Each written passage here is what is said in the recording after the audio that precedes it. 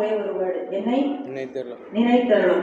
நம்ம எல்லாருக்கும் தெரியும், சாம்சன், சிம்சோன் நியாயாதிபதிகளின் புஸ்தகத்தில், ஆமாம், சிம்சோன் நீங்கள் பார்த்தீங்கன்னா அவர் அந்த வார்த்தையை அவர் சொல்லி அவர் கடைசியில் அவர் ஜெபிப்பார்.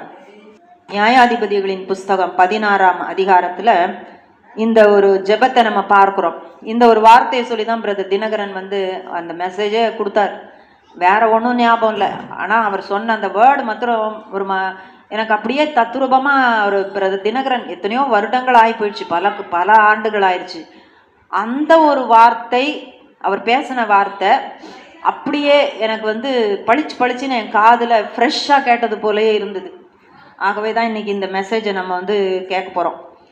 இந்த ஒரு விசை மாத்திரம் என்னை நினைத்தருளும், தேவனே பலப்படுத்தும் என்று சொல்லி அப்படின்னு பார்க்குறோம். சிம்சோன் அந்த வீட்டை தாங்கி நிற்கிற 2 நடுத்தூண்களில் ஒன்றை தன் வலது கையினாலும் மற்றொன்றை தன் இடது கையினாலும் பிடித்து கொண்டு, என் ஜீவன் பெலிஸ்தரோடே கூட மடிய கடவது என்று சொல்லி பலமாய் சாய்க்க அந்த வீடு அதில் இருந்த பிரபுக்கள் மேலும் எல்லா ஜனங்கள் மேலும் விழுந்தது. இவ்விதமாய் அவன் உயிரோடு இருக்கையில் அவனால் கொல்லப்பட்டவர்களை பார்க்கிலும் அவன் சாகும்போது அவனால் கொல்லப்பட்டவர்கள் அதிகமாயிருந்தார்கள். இவர் சாம்சன் ஒரு நியாயாதிபதி. அப்படின்னா என்ன அர்த்தம்? அவர் இஸ்ரேல் ஜனங்களை நியாயம் செய்யும்படியாக தேவன் அந்த நாட்களிலே நியாயாதிபதியாக உயர்த்தி வைத்தார். இயேசு கிறிஸ்துவும் ஒரு நியாயாதிபதி. அப்படித்தான் மீகாவின் புஸ்தகத்திலே சொல்லியிருக்கோம், இஸ்ரவேலின் நியாயாதிபதியை கன்னத்திலே அறைந்தார்கள். அதனால இவங்கெல்லாம் அவருடைய ஊழியக்காரர்கள். சில நேரங்களில் ஊழியக்காரர்களுடைய வாழ்க்கையிலெல்லாம் என்ன நடக்குதுன்னு யாருக்குமே தெரியாது. உலகம் என்னென்னமோ பேசிகிட்டே இருக்கும். அந்த விதமாக கைவிடப்பட்ட பெற்றோராலே இஸ்ரேல் ஜனங்களினாலே ஏற்றுக்கொள்ளாமல் கைவிடப்பட்ட ஒரு பாத்திரம் யாருன்னா சிம்சோன். உண்மையாகவே அது ரொம்ப ஆச்சரியமா, இது நிறைய பேருக்கு தெரியவே தெரியாது. நிறைய ஊழியக்காரர்களுக்கு தெரியவே தெரியாது. மேலோட்டமாக உலக பிரகாரமாக பார்க்கறது போல தான் நிறைய பேர் பார்த்து கொண்டு இருக்கிறாங்க. ஆனால் ஒரு வித்தியாசமான ஒரு பாத்திரத்தை தேவன் அன்றைக்கு எழுப்பினார். முதல்ல இவருக்கு நசரேய விரதம்.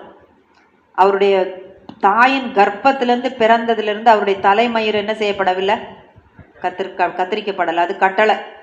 அவங்க அம்மா திராட்சை ரசம் அதெல்லாம் குடிக்காம தான் கர்ப்பத்தில் இருக்கணும், சிலதெல்லாம் சாப்பிடக்கூடாதுன்னு கட்டாயமாக சொல்லிட்டாரு. அவ்விதமாக கர்ப்பத்தில் குழந்தை வளரும் பொழுதே அது பரிசுத்தமாக வளரத்தக்கதாக இருந்தது. ஆமாம்.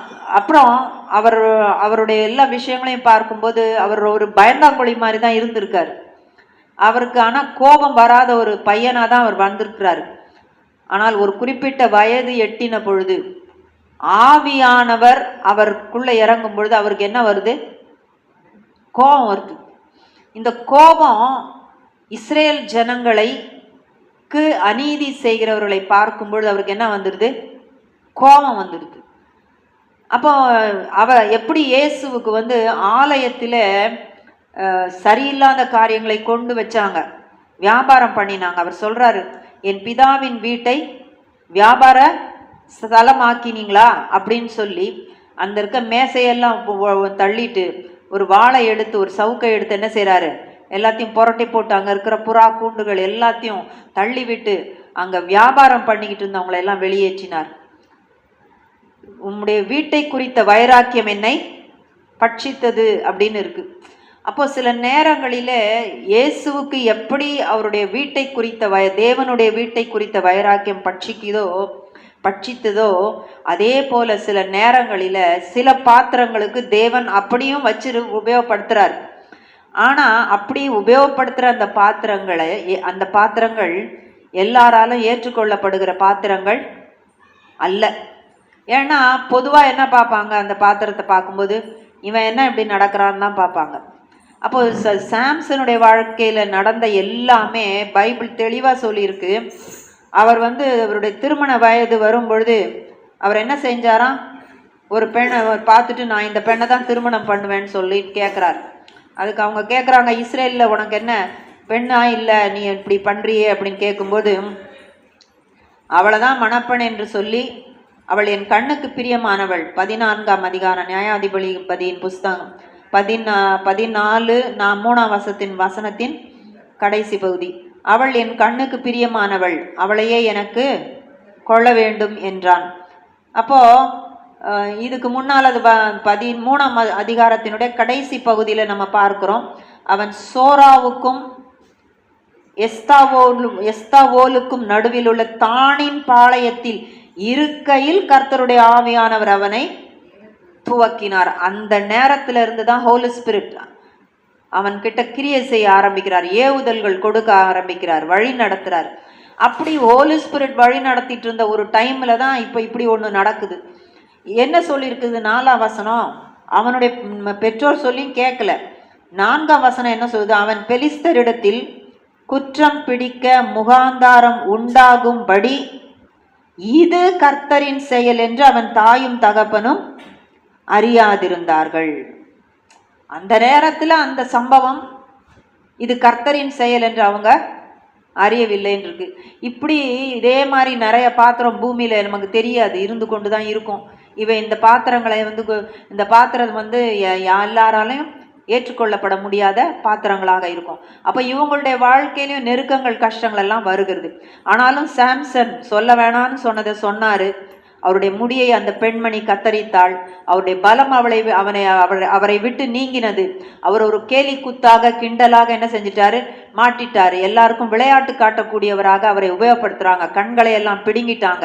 இவ்விதமான ஒரு நெருக்கத்துக்குள்ள போன அந்த சாம்சன், கர்த்தர் என்னை விட்டு போய்விட்டாரோ, தேவன் இனி எனக்கு பதில் சொல்ல மாட்டாரோ, இனி என்னுடைய வாழ்க்கை இவ்வளவுதானோ என்று நினைக்கிற சூழ்நிலையில மறுபடியும் அவருக்குள்ள ஒரு எண்ணம் வருகிறது. Let it be the last thing, இதுதான் கடைசியாக இருக்கட்டும். தேவனே, என்னை நீ நினைத்தருளும். இதுவரைக்கும் நீர் என்னை வைத்து செய்ததை பார்க்கிலோ இப்ப செய்யறது அதிகமாக இருக்கட்டும். நான் இவர்களுக்கு, என்னுடைய கண்களுக்காக இவர்களை நான் பழித்தீர்க்கட்டும் என்று சொல்லி அந்த 2 தூண்களையும் பிடித்து கொண்டு அவர் பண்ணின ஒரு சின்ன பிரேயர் தான் பாருங்க. கர்த்தாவே, என்னை நினைத்தருளும் என்று பலப்படுத்தும் சொல்லி அவர் கேட்டாரு. இந்த 2 வார்த்தை தான், நினைத்தருளும் பலப்படுத்தும். தேவன் சாம்சனுடைய பிரேயரை கேட்டார். பயங்கரமான ஒரு பலம் அவருக்குள் வந்தது. அப்படின்னா என்ன அர்த்தம்? பரிசுத்த ஆவியானவர் இறங்கிட்டார். பரிசுத்த ஆவியானவர் இறங்கிட்டார். பைபிள் சொல்லுகிறது அவனுடைய முடி வளர துவங்கினது என்று இருக்கிறது. எந்த பலமாக தேவன் அவருக்கு கொடுத்த அந்த முடி சிரைக்கப்பட்ட பொழுது, எந்த முடி சிரைக்கப்பட்ட பொழுது பலம் இழந்தாரோ அந்த முடி வளர ஆரம்பித்தது. இவரும் ஜெபிக்கிறார். தேவன் என்ன செஞ்சாரு? கிருபை செய்தார். இவ்விதமான ஒரு காரியம் நடந்தது. தேவனே, என்னை நினைத்தருளும், என்னுடைய நிலைமையை நினைத்தருளும். நான் இப்படி இருக்கிறேனே, என் சூழ்நிலை இப்படி ஆகிவிட்டதே, எல்லாருக்கும் கிண்டலும் கேலியும் சிரிப்புமாய் போயிட்டனே, என்னை பார்க்கிறாங்களே, சிரிக்கிறாங்களே, இந்த பெலிஸ்தரை நியாயம் தீர்க்க என்னை வைத்தீர். கடைசியில இந்த பெலிஸ்தர் என்னை எனக்கு நியாயம் செய்து கொண்டு, என்னை அடக்கி கொண்டு, என்னை பாடுபடுத்தி கொண்டு இருக்கிறாங்களே என்று சொல்லி அவன் வேதனையில இருந்த ஒரு சூழ்நிலையில இவ்விதமாக பழி தீர்க்கும்படியாக ஜெபிக்கும் பொழுது கர்த்தர் சாம்சனின் ஜெபத்தை கேட்டார். அவர் இறங்கினார். அவர் அற்புதத்தை செய்தார். ஹல்லேலூயா, ஹல்லேலூயா. அதனால இந்த நினைத்தருளும் என்றது ரொம்ப பவர்ஃபுல்லான ஒரு பிரேயர். ஏன்னா ஒரு மனிதன் என்னை நினைச்சருளும்னு அவன் கேட்குறான்னா அவன் முழுக்க முழுக்க தன்னை எம்டி ஆக்கிட்டு தான். எம்டி, நான் ஒன்றும் இல்லை, என்னால் முடியவே முடியாதுப்பா, என்னால் ஒரு காரியம் கூட செய்ய முடியாது, தகப்பனே என்னை நினைச்சருளும், நான் உங்களுடைய பிள்ளை, எனக்கு இப்படி சம்பவித்திருச்சே. அவர் சொல்லியிருப்பார், ஆமா, நான் சொல்லக்கூடாத ரகசியத்தை நான் சொல்லிட்டேன். தேவன் ரகசியத்தை சொல்லாதன்னார். இது ரகசியம், உன் வாழ்க்கையில ரகசியம். அவருடைய பெற்றோருக்கு சொல்லப்பட்டது, அது சாம்சனுக்கு அறிவிக்கப்பட்டிருக்கு. அதை அவர் சொன்னார். அந்த கீழ்ப்படியாமை நிமித்தம் வந்த பாடுகள், உபத்திரவங்கள், சிறையிருப்பு, கிண்டல் கேலி இதெல்லாம் இருக்கிறத சாம்சன் அறிந்திருக்கிறார். அதை உணர்ந்துதான் மன்னிப்பு கேட்டுலாம் அவர் ஜெபிச்சிருப்பார். அதை உணர்ந்துதான் அந்த நேரத்துல தன்னை முழுமையும் தாழ்த்தி தன்னை வெறுமையாக்கி என்னால எதுவும் முடியாது என்று சொல்லி உணர்ந்து, மறுபடியும் எனக்கு அந்த ஆவியானவருடைய அபிஷேகம் இருந்தால் ஒழிய முடியாது என்று சொல்லி உணர்ந்து தேவனிடத்திலே அவர் பண்ணின ஒரே ஒரு ஜெபம், நினைத்தருளும் பலப்படுத்தும். பலப்படுத்தும் கேட்டாரு. பரிசுத்த ஆவியினாலே தேவன் அதை செய்து கொடுத்தார். அதனால அவர் நினைக்கிறவர் தான், அவர் மறக்கிறவரெல்லாம் கிடையாது. அவர் நம்மை மறவாமல் நினைக்கிறவராகவே இருக்கிறார். ஆனாலும் சில சூழ்நிலைகள் விசுவாசிகளை இப்படியாக ஜெபிக்க வைக்கிறது. அதே போல சங்கீதங்கள்ல 74வது சங்கீதத்துல பார்த்த ஆசாபின் சங்கீதம் என்று நினைக்கிறேன். பாபிலோன் ராஜா நெபுகாத் நேச்சாரின் கரத்திலே தேவன் இஸ்ரவேல் ஜனங்களை ஒப்பு கொடுத்து விட்டார். அதனால அந்த தேசத்துல மிகுந்த பாடு வந்துருச்சு. அவர் சொல்றாரு, பல முறை சொல்றாரு, நினைத்தருளும் நினைத்தருளும் நினைத்தருளும். அப்ப பாருங்க, நெபுகாத் நேச்சார் அந்த தேசத்துக்குள் வந்து அங்க இருக்கிற ஆலயம் சூறையாடப்பட்டு சுட்டெரிக்கப்பட்டு அதுல இருக்கக்கூடிய உடன்படிக்கை பெட்டி மற்ற எல்லாம் அங்க போகுது, காணாம போகுது. நிறைய விஷயங்கள் உடன்படிக்கை பெட்டியை எரேமியா எடுத்துக்கொண்டு போனார் என்று சொல்றாங்க. ஆனாலும் அங்க ஆலயத்தின் பொருட்கள், பாத்திரங்கள், பண்டங்கள் எல்லாவற்றையும் அந்த நெபுகாத் நேச்சார் எடுத்துக்கொண்டு போகிறான். இவ்விதமாக எருசலேம் தீயினாலே சுட்டெரிக்கப்பட்டது, இப்படி தீக்கிரையாக்கப்பட்டது. இப்படிப்பட்ட ஒரு சூழ்நிலையில இந்த சங்கீதக்காரன் அதை நிலைமையை பார்த்து, அங்க உண்டான அழிவை பார்த்து அவர் சில ஜெபம் பண்றாரு. அவர் என்ன ஜெபம் பண்றாரு? தேவனே, நீர் எங்களை என்றென்றைக்கும் ஏன் தள்ளி விடுகிறீர்? அப்போ சில நேரத்துல அவர் நம்மோட தான் இருக்கிறாரு, நமக்கு எல்லாம் பண்றாருன்னு தெரிஞ்சா கூட சில நேரங்களில ஜெபங்கள் என்ன எப்படி வந்துருது? அப்பா, என்னை ஏன் கைவிட்டீங்கப்பா? நீங்க ஏன்பா என் கண்ணீரை நீங்க பார்க்கலையா? தாவீது சொல்லலையா, என்னுடைய கண்ணீரை உம்முடைய திருத்தில நீர் வைத்திருக்கிறீர், இந்த தலையணையெல்லாம் என் கண்ணீரால நனைகிறதே என்று சொல்லி அவர் எழுதுறார் சங்கீதத்துல. அத போல ஏன் தள்ளி விடுகிறீர்? உமது மேய்ச்சலின் ஆடுகள் மேல் உமது கோபம் ஏன் புகைகிறது? எருசலேம் புகைந்து கொண்டிருக்கு. இவர் சொல்றாரு, உம்முடைய கோபம்தான் எங்க மேல புகைந்து கொண்டிருக்கிறது. அதுதான் உண்மை. தேவன் அவங்களுக்கான அந்த பனிஷ்மெண்ட்டை அப்படி அனுப்பினார். அவர் எப்படி கேட்கிறாரு பாருங்க, ஞானமா கேட்கிறாரு. நீர் பூர்வ காலத்தில் சம்பாதித்த உமது சபையையும் நீர் மீட்டு கொண்ட உமது சுதந்திரமான கோத்திரத்தையும் நீர் வாசமாயிருந்த சீயோன் பர்வதத்தையும் நினைத்தருளும். அப்போ இந்த பிரச்சனை யாருக்கு வந்தது? தேவனால் தெரிந்து கொள்ளப்பட்ட, தேவன் தான் சுயமாய் சம்பாதித்த சபையான். யாரு? இப்ப கிறிஸ்துவின் சபையை பத்தி சொல்லல, அன்றைக்கு இருந்த இஸ்ரேல். ஏன்னா எகிப்திலிருந்து அவர் என்ன செஞ்சாரு? எகிப்தியர்களுக்கு நியாயத்தை எகிப்தியர்களை நியாயம் தீர்த்து அவருடைய தலைச்சன் பிள்ளைகளை எல்லாம் கொன்று இஸ்ரேல் ஜனங்களுக்கு இரத்தத்தினாலே ஒரு மீட்பை கொடுத்து வெளியே கொண்டு வந்தார். அவர்களோடு கூட உடன்படிக்கை பண்ணினார். அதான் அங்க எழுதி இருக்குது, நீர் மீட்டு கொண்ட உமது சுதந்திரமான கோத்திரம், நீர் சம்பாதித்த உமது சபை, நீர் வாசமாயிருந்த சீயோன் பர்வதத்தையும் நினைத்தருளும். சீயோன் பர்வதம் எருசலேமின் அந்த மலையை நீர் நினைத்தருளும் நினைத்தருளும் என்று சொல்லி அவங்க கேட்குறாங்க.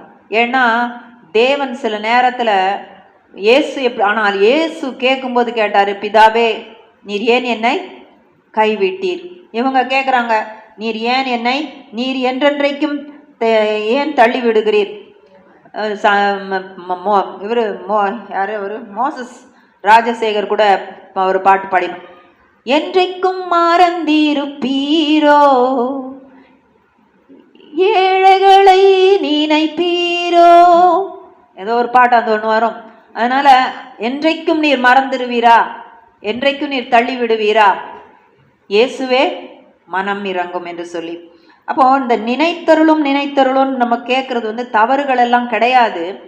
ஒரு மனிதனுடைய ஆவியில் அவன் நொறுங்கும் பொழுது, அவனுடைய இயலாமத ஒரு சூழ்நிலை வரும் பொழுது, அவன் அதிகமாக வேதனைப்படும் பொழுது, அவன் ரொம்ப டெஸ்பரேட்டா he needs the Lord's help, தேவனுடைய உதவியை ரொம்ப அதிகமாக அவனுக்கு கட்டாயமா தேவைப்படுது, வேற வழியே இல்லைன்ற ஒரு சூழ்நிலையில ஒரு ஆத்மா எப்படி நோக்கி கூப்பிடுது? என்னை நினைத்தருளும், என்னை நினைத்தருளும். அந்த நினைத்தருளும்னு சொல்லும்போது அவங்க கேட்கறதுல அர்த்தம் இருக்கு. இப்ப இந்த ஆசாபின் சங்கீதம் தானே, அவர் ஒரு அர்த்தத்தோட கேட்கிறார். இஸ்ரேல நினைக்க சொல்லி கேட்கிறார், தனக்காக மாத்திரம் கேட்கல. நீர் சம்பாதித்த சபை, நீர் மீட்டு கொண்ட உமது சுதந்திரமான கோத்திரம் எல்லாத்தையும் சொல்றாரு. அப்புறம் நீர் வாசமாயிருந்த சீயோன் பர்வதம். அப்போ நினைத்தருளும்னு கேட்கறதுல தவறுகள்லாம் கிடையாது. அந்த அப்படிப்பட்ட ஜெபத்தை தேவன் கேட்கிறார். ஏன்னா அந்த இருதயம் நொறுங்குண்டு வேதனையின் மத்தியிலே ஒரு ஆத்மா நோக்கி கூப்பிடுகிறது. அவர் நொறுங்குண்டதுமான ஆவியை அவர் புறக்கணிக்கிறது இல்லை. அவங்களுடைய இருதயத்தில் அப்படி நொறுங்கி வேதனைப்பட்டு உணர்ந்து தங்களை தாழ்த்தி அப்படியே ஒரு டிஸ்பரேட் சிச்சுவேஷன்ல அவங்க கூப்பிடும் பொழுது அவர் உண்மையாகவே அப்படிப்பட்ட ஜெபங்களுக்கு பதில் தரு. அதனால நினைத்தருளும்னு ஒரு ஆத்மா கேட்குதுன்னா அவங்க ரொம்ப ரொம்ப நெருக்கத்துல, கஷ்டத்துல, வேதனையில, கண்ணீரில, ஒருவராலும் காப்பாற்ற முடியாத ஒரு சூழ்நிலையில, இயேசுவை தவிர வேற வழியே இல்லை என்கிற சூழ்நிலையில அவங்க கூப்பிடுறாங்க. அப்ப கூப்பிடுகிறவர்களை அவர் ஒரு பொழுதும் கைவிடுகிறதே இல்லை. அவர் உதவி கரத்தை கொடுக்கிறார். நம்ம கைவிடப்பட்டு போகக்கூடாதுன்றதுக்காக தான் அவர் சிலுவையிலே கைவிடப்பட்டார். என்னை ஏன் கைவிட்டீர்னு கேட்டார்னா, நாம கைவிடப்படாமல் பிதா நம்ம எப்பொழுதும் தமது கரத்தை பிடித்த நம்முடைய கரத்தை அவர் விடாமல் பிடித்து கொள்ளத்தக்கதாக இவர் கைவிடப்பட்டார்.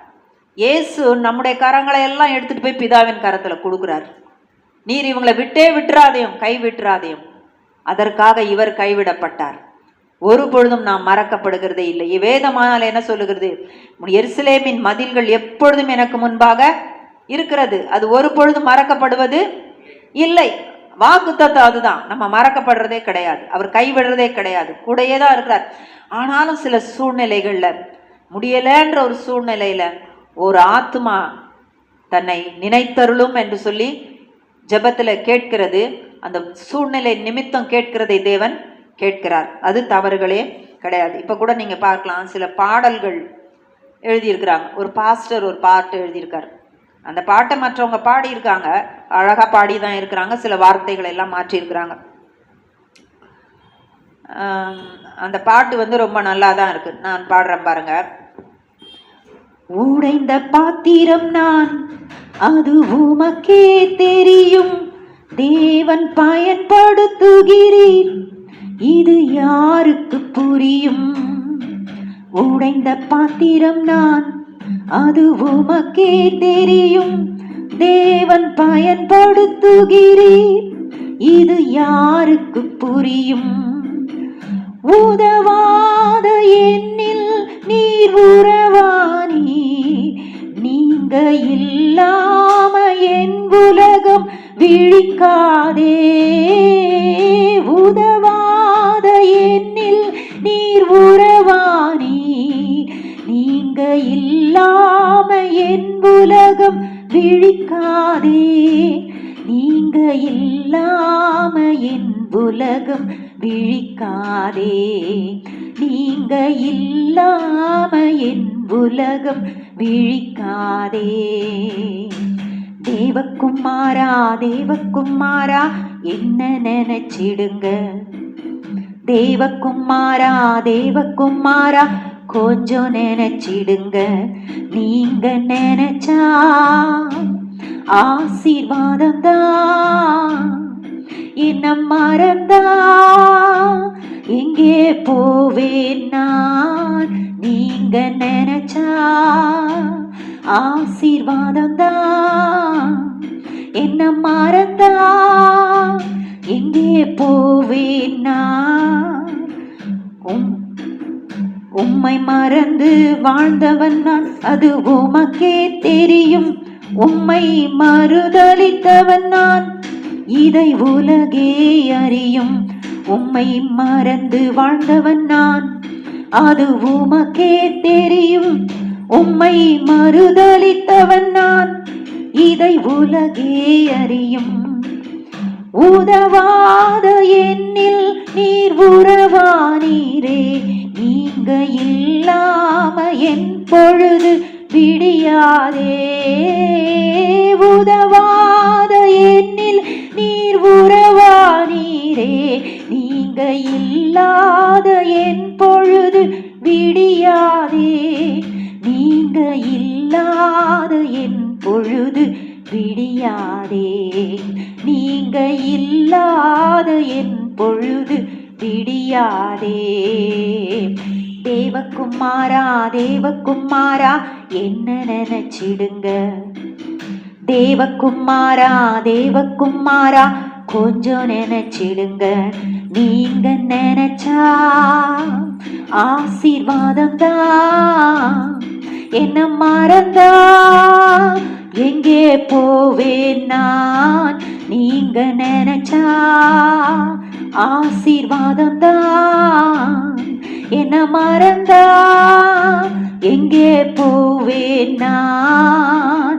தேவகுமாரா தேவகுமாரா என்ன நினைச்சிடுங்க. தேவகுமாரா தேவகுமாரா கொஞ்சம் நினைச்சிடுங்க. பிழைக்க தெரியாதவன் நான், அது உமக்கே தெரியும். ஒன்றும் அறியாதவன் நான், என் உறவும் அறியும்.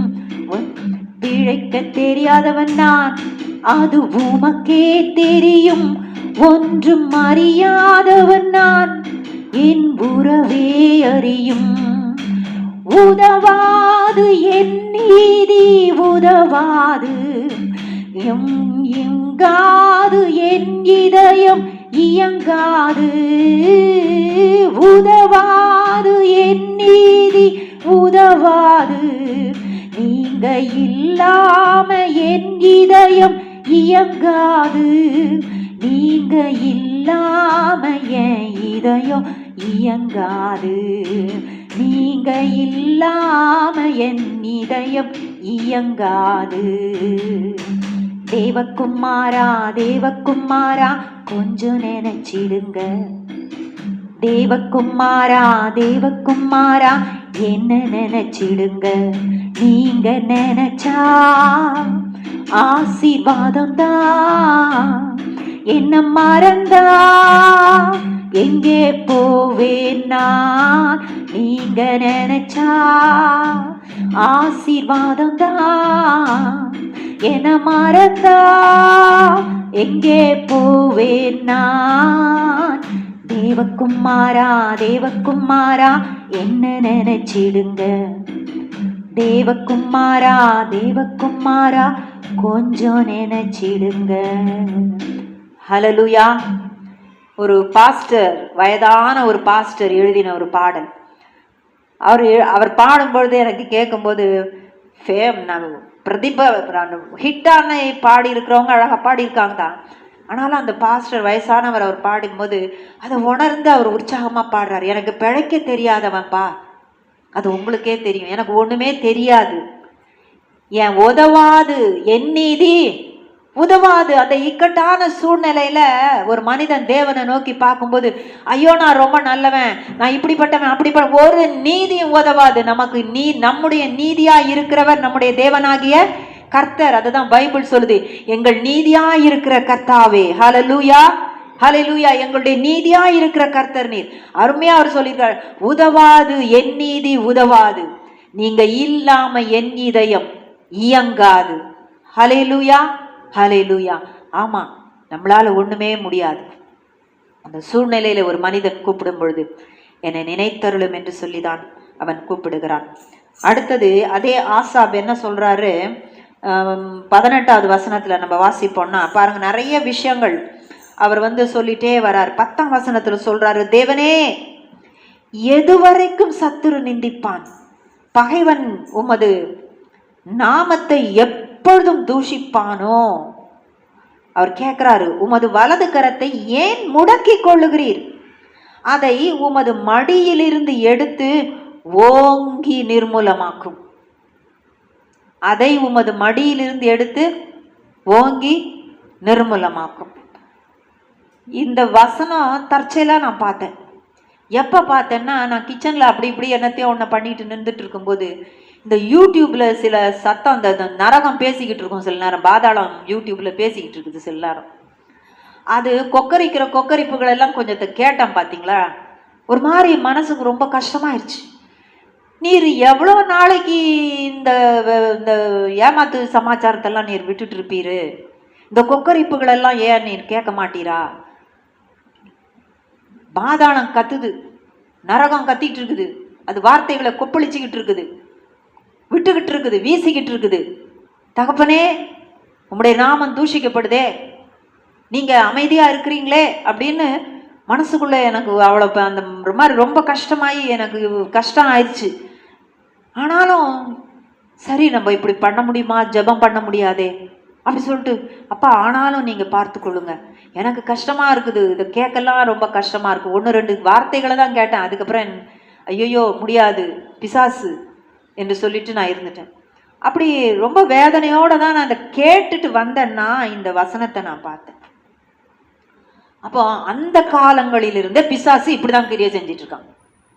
அந்த காலத்துலேருந்தே சத்துரு இப்படிதான் கிரியை செஞ்சுட்டு இருக்கான். அதனால தான் பவுல் சொல்றாரு, அவனுடைய தந்திரங்கள் நாம் அறியாதவைகள் அல்லவைகளே, ஆனாலும் அவன் பல்லு பிடுங்கப்பட்டு தலை நசுக்கப்பட்டு போன பிசாசு. இன்னைக்கு அவனுக்கு எந்த வல்லமே இல்லை.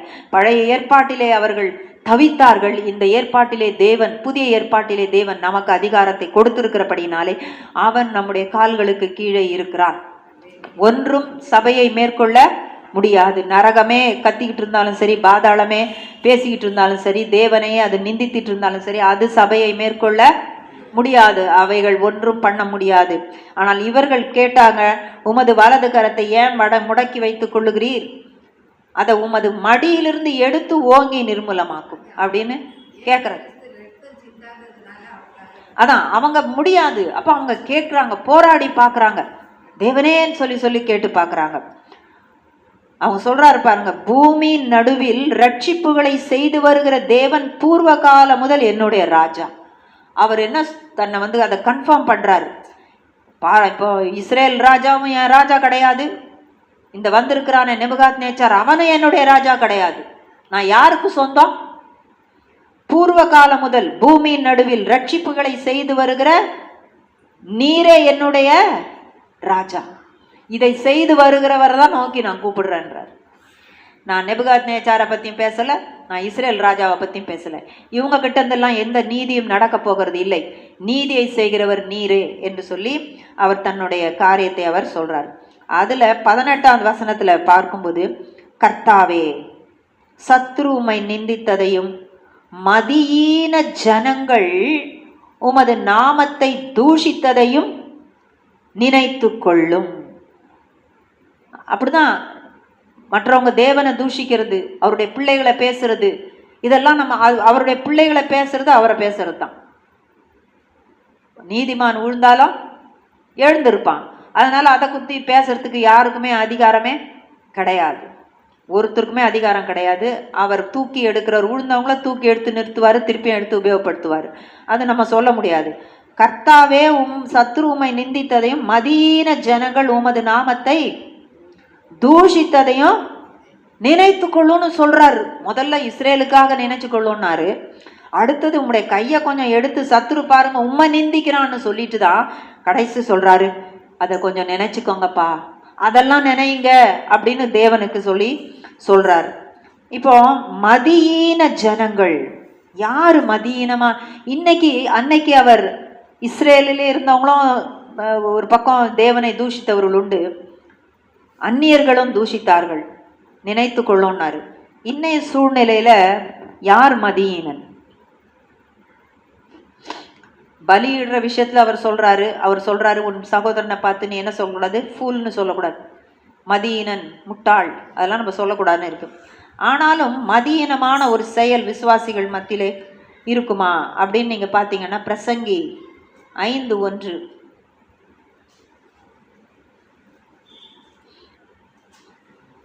மூடன் பலியிடுகிறது போல நம்ம என்ன செய்யக்கூடாதான், பலி செலுத்தக்கூடாதான்.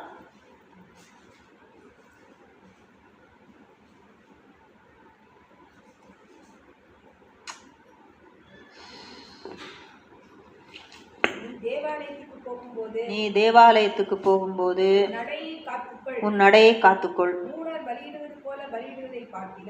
மூடர் பலியிடுவது போல பலியிடுவதை பார்க்கிலும் செவி கொடுக்க சேர்வதே நலம், தாங்கள் செய்கிறது தீமை என்று அறியாதிருக்கிறார்கள். அப்படின்னா பலி இடுகிறதுனா, அன்னைக்கு போய் பலி எல்லாம் இட்டாங்க, ஆடு மாடுகளை தேவனுக்கு கொடுத்தாங்க.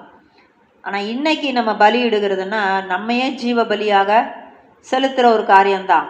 அவர் என்ன சொல்கிறாரு, அவங்க தன்னை ஜீவபலியா நம்ம என்ன செய்கிறோம், என்ன ஜீவபலியா கொடுத்துட்டோம்னு சொல்கிறோம். ஆனால் யாருடைய சத்தத்துக்கு செவி கொடுக்க மாட்டேங்கிறோம்? அவருடைய வார்த்தைக்கு கீழ்ப்படியில, அவருடைய சத்தத்துக்கு செவி கொடுக்கல. எல்லாரும் போவோம், எல்லாம் ஆராதனை எல்லாம் பண்ணுவோம், பாடுவோம், ஜெபிப்போம், வீட்டில் பாடுவோம், ஜெபிப்போம். அவர் சொல்றாரு, இது மூடர் பலியிடுகிறது போல இருக்குதாம். அப்படி இருக்கு அப்படி பண்ணுகிறது தாங்கள் செய்கிறது தீமை என்று அறியாது இருக்கிறார்கள். அவங்க பண்ணிக்கிட்டு இருக்கிறதே தீமையான செயலாம். அவங்க நினச்சிக்கிட்டு இருக்கிறாங்க இதனால எனக்கு ஆசீர்வாதம் வரும். ஆனால் அதனால் அவங்களுக்கே என்ன வருமா? தீமை தான் வருமா. அப்போது தேவனை ஆராதிக்கிற விஷயத்தில் இருக்கக்கூடிய குறைவுபாடுகள் அது நம்மையே நாமே வஞ்சித்துக்கிறது. யாக்கோபுல நம்ம பார்த்தோம் இல்லையா, யாக்கோபு 1:22 அதில் என்ன போட்டிருக்கு? நம்ம கேட்கிற வார்த்தையின்படி நம்ம நடக்காவிட்டால் நம்மை நாமே வஞ்சிக்கிறவர்களாக இருப்போம். நம்ம அவருடைய வார்த்தையை கேட்குறோம், அதன்படி நம்ம செய்யாவிட்டால், அதன்படி நம்ம நடக்காவிட்டால் நம்மை நாமே வஞ்சிக்கிறவர்களாக இருக்கிறோம். அதை தான் இங்கேயும் சொல்லியிருக்கு, பலியிடுறத பார்க்கிலும் செவி கொடுக்க சேர்வதே நல்லா. அவர் என்ன சொல்கிறாருன்னு கேட்டு அதன்படி செய்கிறது தான் நல்லது. அதனால் ஆனால் அவங்க நாங்கள் பலியெல்லாம் செலுத்த வேண்டிய பலியெல்லாம் நாங்கள் செலுத்திட்டோம் அப்படின்றது. நம்மளை கூட அப்படி சில நேரம் நம்முடைய வர்ஷிப்புகள்லாம் அப்படி இருக்கலாம். தேவனை நம்ம ஆராதிக்கிறது, நம்முடைய வாழ்க்கை, நம்முடைய நடைமுறை அப்படி இருக்கலாம். அவர் சொல்கிறாரு, நமக்கு நாமே அதை தீமை செஞ்சுக்கிறோமா. அவர் செய்ய மாட்டார் அந்த இடத்துல தீமை. அந்த இடத்துல நம்மை நாமே தீமைக்குட்படுத்தி கொள்ளுகிறோம். அதனால் அவர் சொல்கிறாரு, மதீன ஜனங்கள் உமது நாமத்தை தூஷித்ததையும் நினைத்து கொள்ளும். அப்படின்னா ஏமாற்றக்கூடிய விதத்தில் வந்துட்டு பொய்யா தேவனை ஆராதிக்கிறோன்னு சொல்லிட்டு இப்போ வரது போல் வந்துட்டு போகிற அந்த காரியத்தை கூட நினைத்தருளும் என்றார். அவர் எல்லாத்தையுமே நினைக்க சொல்கிறார் அவர்கிட்ட. 20வது வசனம், உம்முடைய உடன்படிக்கையை நினைத்தருளும். ரொம்ப முக்கியம் பாருங்க, எதை நினைக்கணுமா? உடன்படிக்கையை நினைக்கணும். அதுதான் ரொம்ப முக்கியம். அப்போ நாம் இயேசு நமக்காக சிந்தின அந்த இரத்தத்தை நாம் நினைக்கும் போது நம்மளும் அப்படி தான் சொல்லுவோம், உம்முடைய இரத்தத்தினாலே மீட்கப்பட்ட நபர் நான், நீர் நினைத்தருளும். நீர் எனக்காக சிந்தின இரத்தத்தை நினைத்தருளும். பிதாவே, உம்முடைய குமாரன் எங்களுக்காக சிந்தின இரத்தம், அவர் எங்களுக்காக பிட்க கொடுத்த அந்த சரீரம், அதனால் உண்டாயிருக்கிற மீட்பு தயவாய் நினைத்தருளும், என்னை மீட்டருளும். இயேசுவின் இரத்தத்தையே மன்றாடுகிறேன், அவருடைய சரீரத்தின் காயங்களையே நான் கிளைம் பண்ணுகிறேன்னு சொல்கிறோம் பார்த்தீங்களா? அதெல்லாம் நினைத்தருளும் சொல்கிற மாதிரி தான். இயேசுவின் இரத்தத்தையே நான் மன்றாடுகிறேன், அவருடைய சரீரத்தையே நான் மன்றாடுகிறேன், அவர் அது பிதாவுக்கு முன்பாக நினைத்தருளும் என்று சொல்லுகிறது தான். உடன்படிக்கையை தேவனுக்கு நினைப்பூட்டுகிற ஒரு காரியமாக இருக்கிறது. அதனால உம்முடைய உடன்படிக்கையை நினைத்தருளும் என்று சொல்லி அவர் ஜெபிக்கிறார். திரும்பி சொல்றாரு 22ஆம் வசனத்துல, தேவனே எழுந்தருளும், உமக்காக நீரே வழக்காடும். சில நேரம் நம்ம ஒண்ணுமே செய்ய முடியாது. அவர் சொல்ற போல, நீங்கள் சும்மா இருப்பீர்கள், நான் உங்களுக்காக யுத்தம் பண்ணுவேன். அந்த சங்கீதக்காரன் அதான் சொல்றாரு, எங்களால முடியாது, நீரே வழக்காடும் சொல்லிட்டாரு. மதியினாலே நாடோறும் உமக்கு வரும் நிந்தையை நினைத்து கொள்ளும். அவங்க நிந்திச்சுட்டே இருக்கிறாங்கப்பா, அதை நீங்க நினைத்தருளும். அவர் நலமானவைகளையும் தேவனுக்கு முன்பாக கொண்டு வருகிறாரு. இந்த பொல்லாத மனிதர்களினாலே தேவனுடைய நாமம் தூஷிக்கப்படுகிறத சொல்றாரு. சரியில்லாமல் பலியிட்டு செய்கிற மதியினருடைய காரியத்தையும் அதை நினைச்சு பாரோம், அதெல்லாம் நினைத்தருளும், எல்லாத்தையும் நினைத்தருளும். ஏன்னா மிகுந்த நெருக்கம் இஸ்ரேலுக்குள்ளே வந்திருக்கிறது. தேவனுடைய நாமம் தூஷிக்கப்படுகிறது, அவருடைய ஆலயம் நொறுக்கப்பட்டு இருக்கிறது, அவைகளெல்லாம் சுட்டெரிக்கப்பட்டிருக்கிறது, கொளுத்தப்பட்டு இருக்கிறது. இதையெல்லாம் பார்த்து அவருடைய இருதயம் நொறுங்கப்பட்ட ஒரு மனிதனாக இந்த ஆசாப் இந்த சங்கீதத்தை அவர் எழுதியிருக்கிறார். எழுதிட்டு அவர் முடிக்கும் போது சொல்றாரு, உம்முடைய சத்துருக்களின் ஆரவாரத்தை மறவாதேயும், உமக்கு விரோதமாய் எழும்புகிறவர்களின் அமளி எப்பொழுதும் அதிகரிக்கிறது. அப்போ இந்த நினைத்தருளும் இவர் சொன்ன எல்லாமே எதை காட்டுகிறதுன்னா, விரோதிகளுடைய அமளி அதிகரித்த சூழ்நிலையிலே, தாங்க முடியாத ஒரு நேரத்திலே, வேற வே அவுட், வெளியே வரதற்கு வேற வழியே இல்லை, உதவியை பெற்றுக்கொள்ள வேற வழியே இல்லை என்கிற நேரத்துல அவர் சொல்றாரு, எனக்கு வானத்தையும் பூமியும் உண்டாக்குன கர்த்தரிடத்திலிருந்து வரும், இவரே என்னுடைய ராஜா, நான் வேற எந்த அதிகாரத்துக்கிட்டே நான் அது போல, நான் இதை தேடுகிற ஒரு அதிகாரம் எங்கன்னா அது பரலோக அதிகாரம். அவர்கிட்ட இருந்து எல்லாம் வரும் என்று சொல்லிதான் அவர்கிட்ட பேசி பேசி நினைத்தருளும் நினைத்தருளும் நினைத்தருளும்ன்றார். உடன்படிக்கை நினைத்தருளும் அப்படின்னா ஏன் சொல்றாருன்னா, இஸ்ரேல் ஜனங்களை விட்டுறாதையும், முற்றிலுமாக அழிக்கப்பட்டு போயிடக்கூடாது. ஐயோ, இந்த ஜனங்களோடு உம்முடைய உடன்படிக்கை இருக்கிறதே, இது மீட்கப்பட்ட சபை, உம்மால் சம்பாதித்து கொண்டு வரப்பட்ட சபை, இது மீட்கப்பட்ட கோத்திரம், உம்மால் சம்பாதித்து வந்திருக்கிற சபை, நீர் விட்டு விடாதையும் சொல்றாரு. ஆனா சத்ருவினுடைய காரியத்தை நீர் மறவாதையும் என்றார். அதை மறந்துடாதையும் அவங்க பண்ற காரியத்தைன்னு சொல்றார். ஆகவே இன்றைக்கு நாம கூட வந்திருக்கிறோம், தேவனிடத்துல வந்திருக்கிற நாம அவர் செய்த நன்மையை நாம மறக்க கூடாது. அவர் நமக்கு கொடுத்திருக்கிற உடன்படிக்கையை நம்ம மறக்க கூடாது. அவர் நமக்காக சிந்தின ரத்தத்தை நம்ம மறக்க கூடாது. அதனால்தான் 1 கொரிந்தியர் 11ஆம் அதிகாரத்துல நம்ம வாசிக்கிறோம். பவுல் சொல்றாரு, அந்த கம்யூனியன் பந்தி காரியத்தை கர்த்தரே எனக்கு ஒப்பு கொடுத்தார். இது எனக்கு யாரும் கற்றுக் கொடுக்கல. பேதுரு சொல்லி தரல, யோவான் சொல்லி தரல, என்ன நடந்ததுன்னு லூக்கா சொல்லி தரல. ஆனா இந்த வெளிப்பாடு தேவனே எனக்கு கொடுத்த வெளிப்பாடு. இதை கர்த்தரிடத்திலிருந்து நான் பெற்றுக்கொண்டேன். 1 கொரிந்தியர் 11:23 சொல்லுது, நான் உங்களுக்கு ஒப்புவித்ததை, அதாவது சபையாகிய உங்களுக்கு நான் கற்றுக் கொடுத்ததை கர்த்தரிடத்தில் பெற்றுக்கொண்டேன். எனவெனில் கர்த்தராகிய இயேசு தாம் காட்டி கொடுக்கப்பட்ட அன்று ராத்திரியிலே அப்பத்தை எடுத்து ஸ்தோத்திரம் பண்ணி அதை பிட்டு, நீங்கள் வாங்கி புசியுங்கள், இது உங்களுக்காக பிற்கப்படுகிற என்னுடைய சரீரமா இருக்கிறது, வாங்கி புசிச்சுட்டு போங்க அப்படின்னு கர்த்தர் பவுலுக்கு சொல்லி தரல. என்ன சொல்லி கொடுத்திருக்கிறாரு? என்னை நினைவு கூறும்படி இதை செய்யுங்கள் என்றார். இதை நினைவு கூறும்படி செய்யுங்கள்னார். 26ஆம் வசனத்தில் சொல்றாரு, நீங்கள் இந்த அப்பத்தை புசித்து இந்த பாத்திரத்தில் பானம் பண்ணும் போதெல்லாம் கர்த்தர் வரும் அளவும் அவருடைய மரணத்தை தெரிவிக்கிறீர்கள். இது பவுல் எழுதுகிறார். அப்போ தேவன் இயேசு என்ன சொல்லி கொடுத்திருக்கிறார் பவுலுக்கு? என்னை நினைவு கூறும்படி இதை அப்ப நாமளும் அவருடைய ரத்தத்தையும் பிற்கப்பட்ட அவருடைய சரீரத்தையும் நினைத்து, அதனால நம்ம பெற்றிருக்கிற பாக்கியங்கள், ஸ்லாக்கியங்கள், நன்மைகள், நித்திய ஜீவன், பிதாவண்டைக்கு நம்ம இன்னைக்கு ஃப்ரீயா போகிறோம், பரிசுத்தாவின் அபிஷேகத்தை நம்ம பெற்றிருக்கிறோம். இதையெல்லாம் நாம நினைத்து அவருக்கு நம்ம என்ன செய்யணும்? நன்றி சொல்ல வேண்டியிருக்குது. எல்லாவற்றுக்கும் மேலாக பிதாவுக்கு நம்ம பிதா செய்ததை எப்படி நினைக்கிறோம்னா, அவர் தன் குமாரனையே தானமா கொடுத்துட்டார், கிஃப்டா கொடுத்துட்டாருன்னு நம்ம சொல்றோம். அவர் எப்படி கொடுத்துட்டாரு? தானமா கொடுத்துட்டாரு. நம்ம அவர் கொடுத்ததுக்கு நம்ம கிட்ட ஒன்னையுமே அவர் எதிர்பார்க்கல. நான் என் பிள்ளையே கொடுத்துட்டேன் உங்களை மீட்கிறதுக்காகன்னு சொல்லி அவர் தானமாக கொடுத்துட்டார். அப்படி ஆமா, அவர் என்ன செஞ்சிட்டார்? தன் சரீரத்தை நமக்கு அப்படியே கொடுத்துட்டார். தன் சரீரத்தை கொடுத்து அவருடைய இரத்தத்தை சிந்தி அவர் நம்மை மீட்டெடுத்திருக்கிறார். அப்போ தேவன் நமக்கு இவ்விதமாக செஞ்ச அந்த காரியத்தை நம்ம நினைக்க தான் வேணும், நம்ம மறக்கக்கூடாது. அப்போ தேவனிடத்துல நினைத்தருளும் சொல்ற நாம அவர் நமக்கு செய்த நன்மைகளை நினைக்க வேண்டியது அவசியமா இருக்குது. அந்த சங்கீதக்காரன் 74ல் அவர் என்ன சொல்லியிருக்கிறாரு? உம்முடைய உடன்படிக்கை நினைத்தருளும். அப்படின்னா அந்த உடன்படிக்கையை தியானிக்கிற ஒரு மனுஷனாக அந்த ஆசாப் இருந்திருக்கிறாரு. அந்த உடன்படிக்கையினுடைய நன்மைகள் என்னன்றதை அறிஞ்சிருக்கிறாரு. அந்த உடன்படிக்கை தேவனுடைய அன்பை காட்டுகிறது என்பது அறிஞ்சிருக்கிறாரு. அந்த உடன்படிக்கை இவர்களை எல்லா ஜாதிகள் மத்தியிலும் உயர்ந்த ஜாதியாக வைத்திருக்கிறது என்பதை அவர் அறிஞ்சிருக்கிறாரு. அந்த உடன்படிக்கை மேசியாவை காட்டுகிறது என்பதை அந்த ஆசாப் அறிஞ்சிருக்கிறாரு. இதெல்லாம் அறிஞ்சிருந்துதான் சொல்றாரு, ஐயோ இப்படிப்பட்ட உடன்படிக்கைக்கு உரிய இந்த ஜனம் இப்படி அழிந்து கொண்டிருக்கிறது, இப்படிப்பட்ட உடன்படிக்கைக்குள்ள இருக்கக்கூடிய இந்த எருசலேம் தீக்கிரையாக்கப்பட்டிருக்கிறது, இப்படிப்பட்ட உடன்படிக்கை தாங்குகிற இந்த ஆலயம் இன்றைக்கு சத்துருக்கள் கையில ஒப்பு கொடுக்கப்பட்டிருக்குது. அவங்க கொடியை அதுல நட்டு இருக்கிறாங்களா, அது அங்க எழுதி இருக்கு. ஆலயத்தினுடைய அனைத்து காரியங்களும் நிர்மூலமாக்கப்பட்டது. அப்போ இவர் உடன்படிக்கை நினைக்கிறார். அப்போ நெருக்கமான சூழ்நிலைகளில் நாம எதை தியானிக்கலாம்னா உடன்படிக்கையை தியானிக்கணும். இயேசு நமக்காகப்பட்ட பாடுகளை தியானிக்கணும்.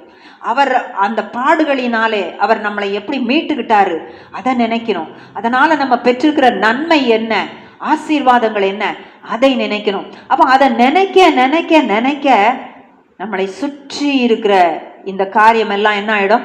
ஒண்ணுமில்லைன்னு போயிடும். அங்க பிசாசு கத்திக்கிட்டு இருப்பான், வேதனைப்படுத்தியிருப்பான்.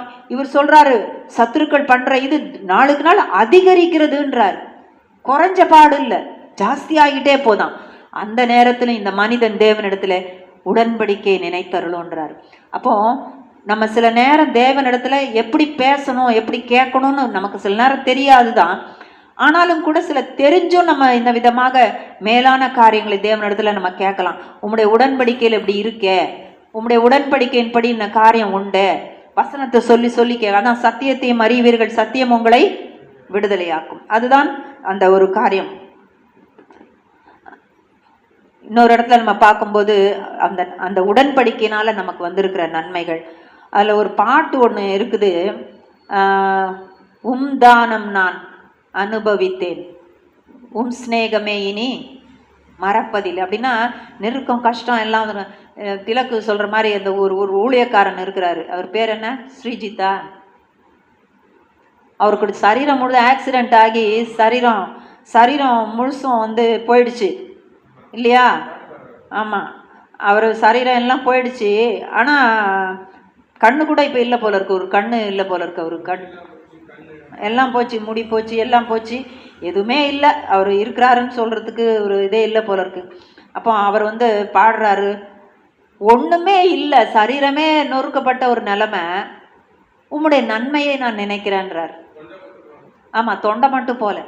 அந்த வயதான ஒரு மனுஷன் சொன்னாராம், பார் உனக்கு எல்லாமே போயிடுச்சு, உனக்கு எது மட்டும் போல, தொண்டை மாத்திரம் போலையே அப்படின்னு சொன்ன உடனே அவருக்கு பாரிஸ்க்கோ எங்கேயோ வெளிநாட்டுக்கு போக திட்டம் போட்டு அவர் என்ன பண்ணிட்டாராம், வீட்டுக்கு திரும்பினாராம். அந்த நேரம் 10 ரூபா தான் கையில் இருந்துதான். எங்கேயோ போகிறாரு, அது விஷயமா எங்கேயோ போகிறாரு. அப்போ அவர் சொல்கிறாரு, நான் இனி மறப்பதில்லை. யோசிச்சு பார்ப்பேன், நான் யோசிச்சு பார்த்தேன், எத்தனையோ 150 சர்ஜரியோ என்னமோ ஆயிருக்குதான் சரீரத்தில் அவருக்கு. தலையில் மாத்திரம் 30க்கு மேலே நினைக்கிறேன், 30 எவ்வளோ சொன்னார், நம்பர் சொல்கிறாரு அவர், சாட்சி சொல்கிறாரு. அதில் அவ்வளோ போட்டிருக்குது. கையில் காலில் 3.5 வருஷமாக பாடாம், இதே ஓயாமல் சர்ஜரின்னு எல்லாத்தையும் விட்டு ஓடிடலான்ற நிலமை வந்துடுச்சான். அவங்க ஒய்ஃப் சொன்னாங்களாம், நீங்கள் பாடலாமேன்னு. ஐயோ பாட்டா, இந்த பாட்டை பாடி தான் எனக்கு இப்படி ஆயிடுச்சுன்ட்டு அவர் சொன்னாராம். ஆனாலும் கர்த்தர் விடவில்லை. இவர் ஓடுறவரை திருப்பி கொண்டு ஒரு வயசான தாத்தா மாதிரி வந்துட்டார்.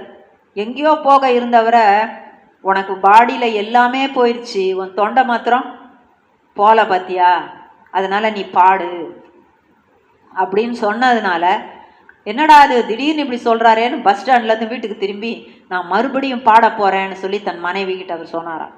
அந்தம்மா கேட்டாங்களா, மறுபடியும் பாட போகிறீங்கன்னு? ஆமாம், பாட போகிறேன்.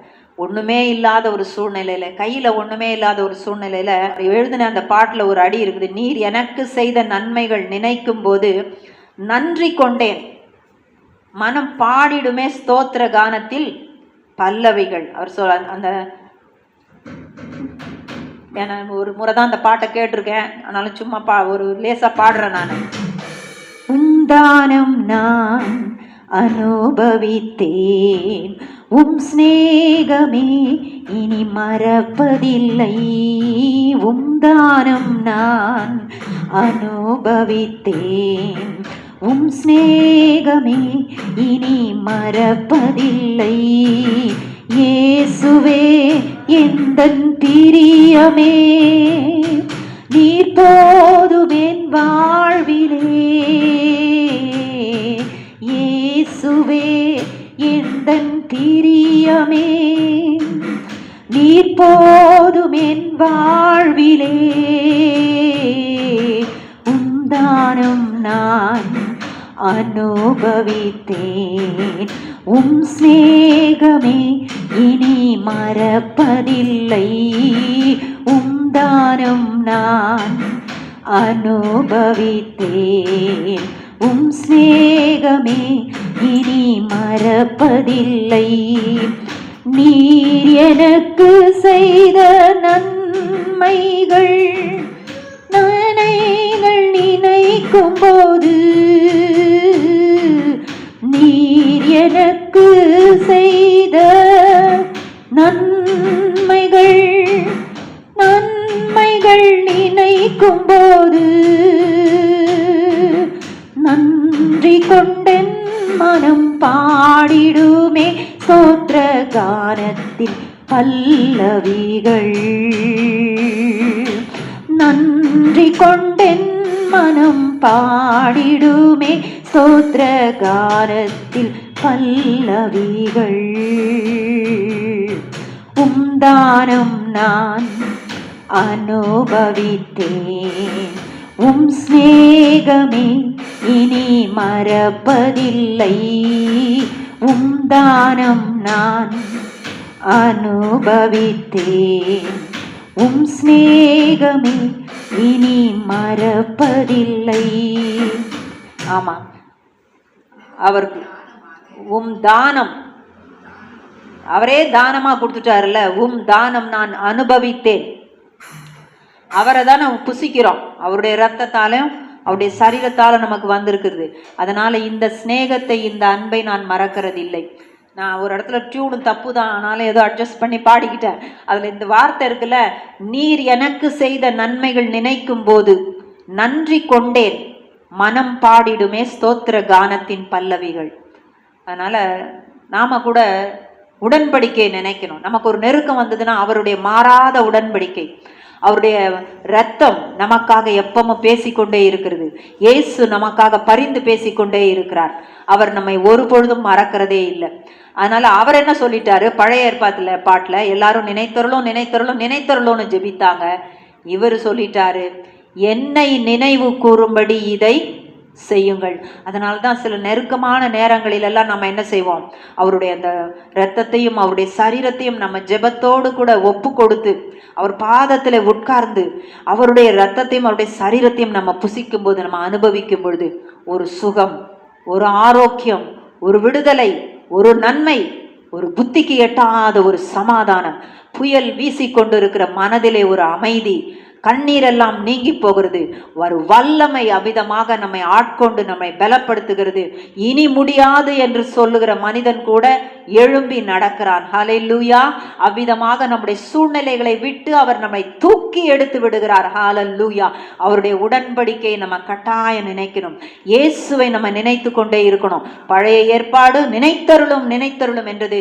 புதிய ஏற்பாடு தேவன் நமக்கு செய்ததை நினைக்க சொல்லுகிறது. ஹல்லேலூயா. நினைத்து நினைத்து நினைத்து நினைத்து ஓடிக்கொண்டே இருக்கணும். ஹல்லேலூயா. இது ரெண்டுத்துக்கும் வித்தியாசம் அதுதான்.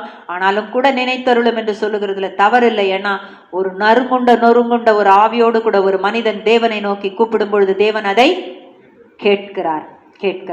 ஜெபம் செய்வோம். எங்களை நேசிக்கிற நல்ல தகப்பனே, நீர் எங்களோடு பேசினதற்காக ஸ்தோத்திரம் ஐயா. உம்மையே இயேசுவே நீர் கொடுத்துட்டீர், அதற்கு ஈடு இணை இல்லை. பிதாவே, நீர் உம்முடைய குமாரனே கொடுத்துட்டீர். உம்முடைய சொந்த குமாரன் என்று பாராமல் அவர் நமக்காக அவரை தந்தருளினதினாலே நமக்கு எதை செய்ய மாட்டார்னு வேதவசனம் சொல்லுகிறதே.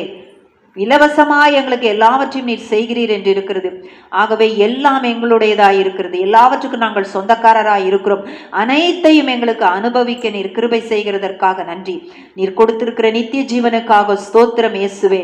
ஹல்லேலூயா. மரணத்தை ஜெயித்து உயிர்த்தவரே, மரணத்தை நாங்களும் எங்களுடைய கால்களின் கீழே ஒன்றுமில்லை என்று சொல்லி உமக்குள்ளாக நசுக்கி போட்டவர்களாகவே காணப்படுகிறோம். அதற்காக ஸ்தோத்திரம். நீர் எங்களோடே கூட இருப்பதற்காக ஸ்தோத்திரம். எங்களை வீழ்த்த வருகிற ஒவ்வொன்றையும் நீர் நிர்மூலமாக்கி அழிக்கிறதற்காக ஸ்தோத்திரம். இந்த மாதத்தின் அனைத்து காரியங்களையும், எங்களுடைய வாழ்க்கையின் எல்லா காரியங்களையும், எங்களுடைய குடும்பங்களின் எல்லா காரியங்களையும் இயேசுவே நீர் பொறுப்பெடுத்து நீர் நடத்தி தருகிறதற்காக ஸ்தோத்திரம். தொடர்ந்து உம்முடைய சித்தம் நடக்கட்டும். இயேசுவின் நாமத்தில் ஜெபிக்கிறோம் பரிசுத்த பிதாவே, ஆமென். ஒரு போதும் கைவிட மாட்டார் இயேசு, ஒரு போதும் விலகிட மாட்டார். ஒரு போதும் அவரின் ஜனங்கள் வெட்கமடைய விட மாட்டார். ஒரு போதும் கைவிட மாட்டார் இயேசு, ஒரு போதும் விலகிட மாட்டார். ஒரு போதும் அவரின் ஜனங்கள் வெட்கமடைய விட மாட்டார்.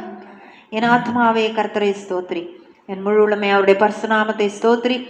என் ஆத்மாவே கர்த்தரை ஸ்தோத்ரி, அவர் செய்த சகல உபகாரங்களை மறவாது. ஆமென். ஹல்லேலூயா, ஹல்லேலூயா, ஹல்லேலூயா.